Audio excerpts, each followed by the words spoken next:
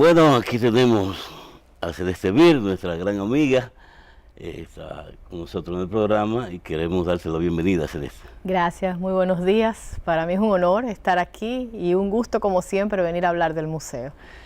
Saben que a Celeste yo la conocí, bueno, ya hace un buen tiempo, alrededor de 20 años.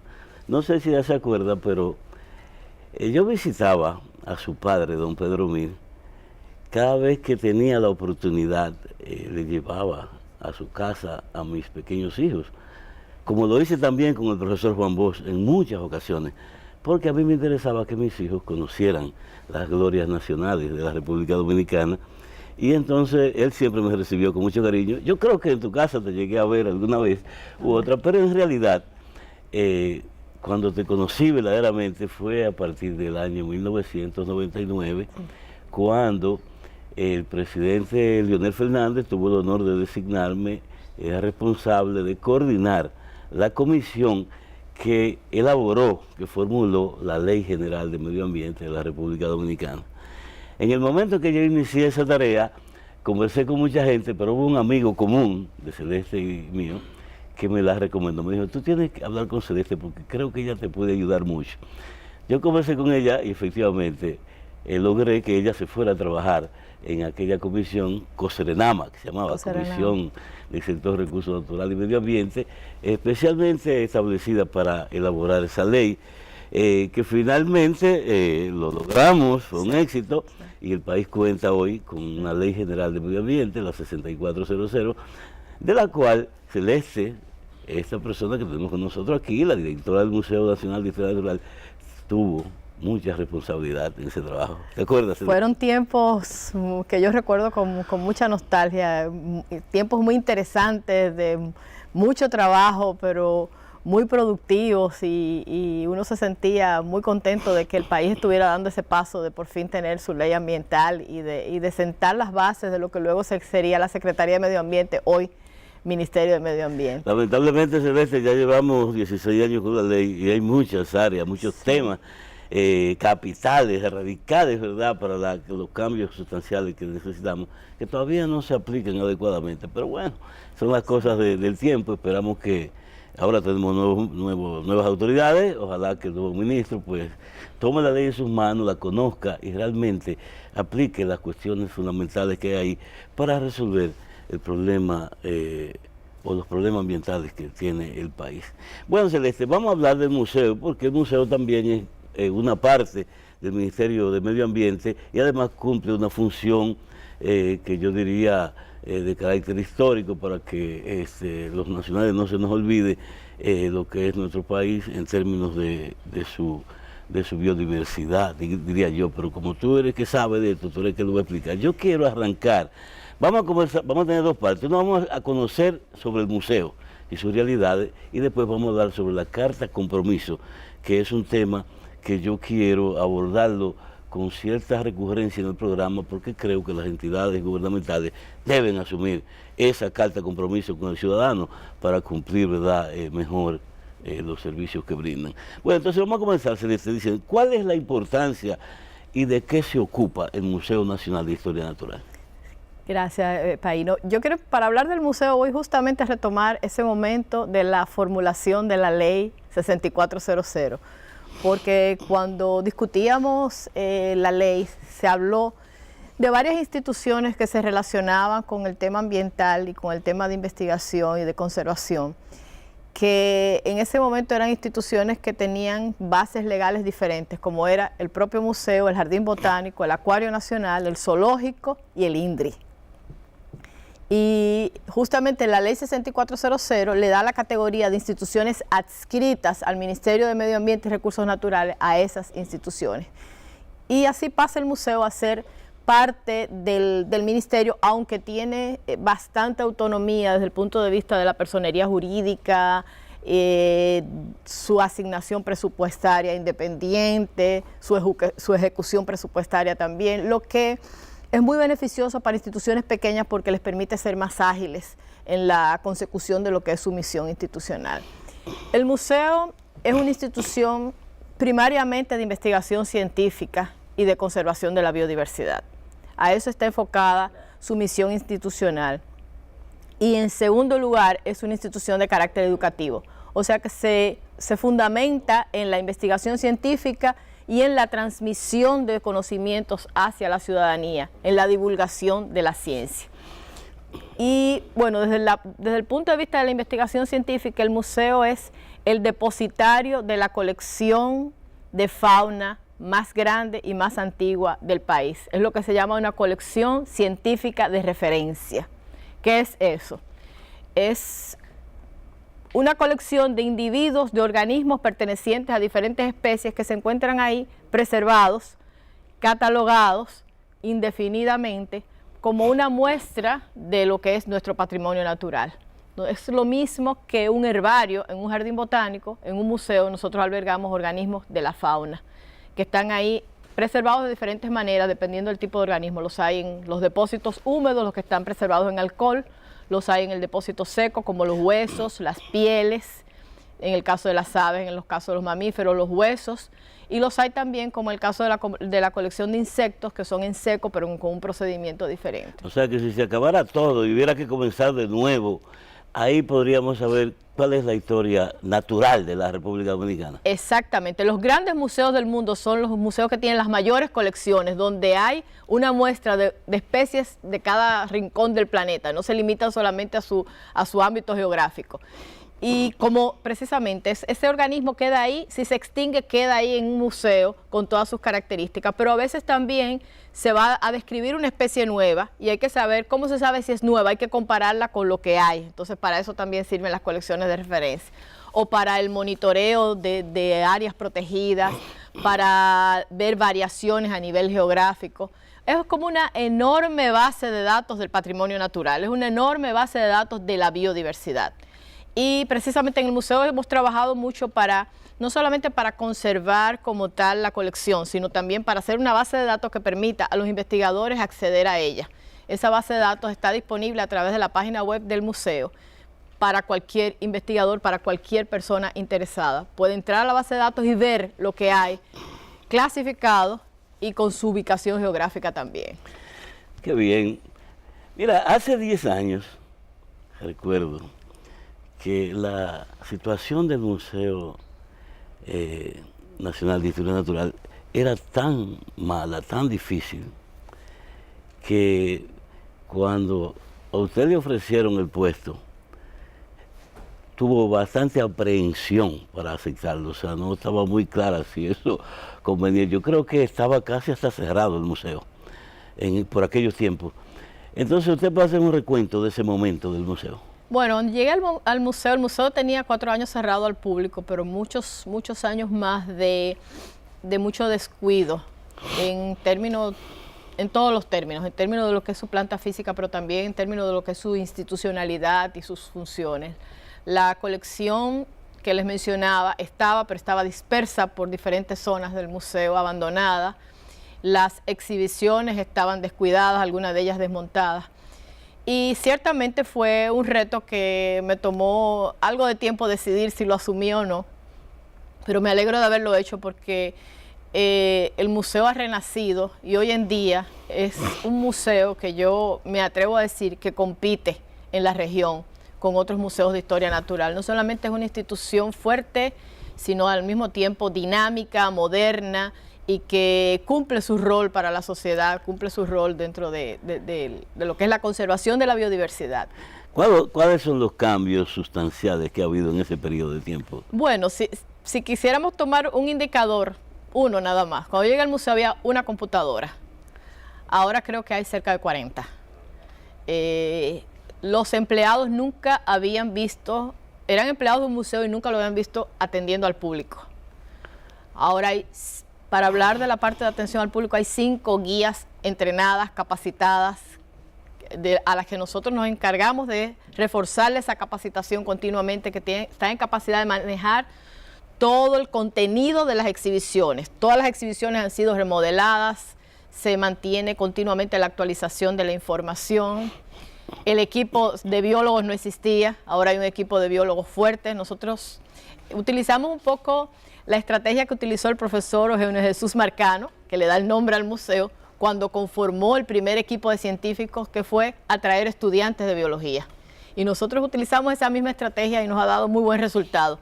Casi todos los estudiantes de biología que entraron hace 10 años al museo ya se han graduado todos, algunos ya tienen maestría y hemos ido conformando un buen equipo de científicos para las áreas en las que nosotros estamos enfocados, como son la ornitología, o sea, las aves, entomología, que son los insectos, arañas, milpies, anfibios y reptiles, los mamíferos, también enfocados en básicamente los mamíferos más importantes de la isla, que son los murciélagos. Y tenemos ahí ese equipo que trabaja muy bien, que no solamente son curadores, porque el término curador en nuestro país tal vez no se entiende mucho, que es un curador de un museo, y uno piensa en algo que cura, son los que mantienen las colecciones. Pero una persona que es curador de un museo grande como el Museo Americano de Historia Natural o del Smithsonian, ese es un cargo de mucho prestigio. El curador, el que está a cargo de la colección. Yo soy el curador de aves, yo soy el que está a cargo de la colección de aves. Y ellos se han convertido en eso, en curadores, en personas que están a cargo de la colección, pero que al mismo tiempo realizan investigaciones en diferentes zonas del país. Nosotros tenemos todo un programa de investigación, ellos van al campo, ellos colectan, hacemos levantamiento de fauna de determinadas áreas de interés, y todos esos resultados se publican, que es uno de los grandes logros del museo, ha sido rescatar la revista científica del museo, Novitates Caribea, que tenía un solo número publicado y ahora vamos por el número 9. Hemos hecho un esfuerzo sostenido de que se publique un número de Novitates Caribea al año. Y rompimos nuestro propio récord el año pasado cuando sacamos nuestro número habitual en octubre, pero en febrero del año siguiente, de este año, perdón, sacamos un número adicional con una publicación que fue un hito en la investigación a nivel de lo que son el conocimiento de los reptiles, que fue un número que se dedicó completo a una revisión monográfica de los anolis, o sea, los lagartos verdes. Y esa investigación, que fue hecha por dos investigadores de renombre internacional, como son Gunther Kohler y Blair Hedges, que son herpetólogos muy afamados, hicieron esa revisión de los lagartos verdes, y en esa publicación se describen 8 especies nuevas para la ciencia, que eso es un récord. Directora, pero yo quiero hacer el siguiente comentario. Fíjese que en los países subdesarrollados ocurre un problema, y es que se hacen muchas inversiones, se construyen muchas cosas, pero no se les da mantenimiento. En el caso del Museo Nacional de Historia Natural, usted me está mencionando algo sumamente importante. Hay una formación de un personal extraordinario ahí, técnico, que cumplen una misión fundamental para el museo y para el país, pero que normalmente eso ocurre, se forman esta gente y luego se van para el sector privado, para otro lugar, porque a lo mejor los salarios y la situación atención en general de esta gente no es buena. ¿Cómo usted se ha hecho para mantenerse personal? ¿El museo les paga buen salario a esos técnicos? Bueno, probablemente ellos digan que no es el mejor salario, pero yo puedo decir ahora mismo que el salario de los biólogos del museo es un salario que tal vez no pueda competir con el sector privado, lógico, pero no es un salario, es un salario digno. Y yo me preocupo de que ellos tengan sus viáticos cuando van al campo, de que tengan cubiertas sus necesidades cuando salen a hacer investigación, y les damos todas las facilidades para sus estudios. A veces inclusive los podemos ayudar con esos estudios, y sobre todo se ha creado un vínculo entre ellos y el museo muy fuerte por el hecho de que ingresaron siendo voluntarios. Wow. Nosotros los ingresamos siendo voluntarios, nos pusimos muy rígidos al inicio, y se nos acercaban estudiantes que decían que sí, que querían ser voluntarios. Nosotros decíamos, bueno, para ser voluntarios nosotros exigimos disciplina, exigimos que si usted se compromete a venir un día a la semana en un determinado horario, venga en ese determinado horario, y a través de ese programa de voluntarios lo fuimos escogiendo y ellos fueron ingresando. La mayoría de ellos ingresaron como voluntarios, luego pasaron a ser parte del personal, y también los hemos ido ascendiendo en sus posiciones a medida que se han ido graduando. Ellos saben todos que si presentan la tesis y se gradúan, inmediatamente tienen un reajuste salarial. Eso es un incentivo que yo estoy segura de que ellos aprecian, y la promoción dentro de las posiciones, que pasan a ser ya encargados de una división o que pasan a ser encargados de un área.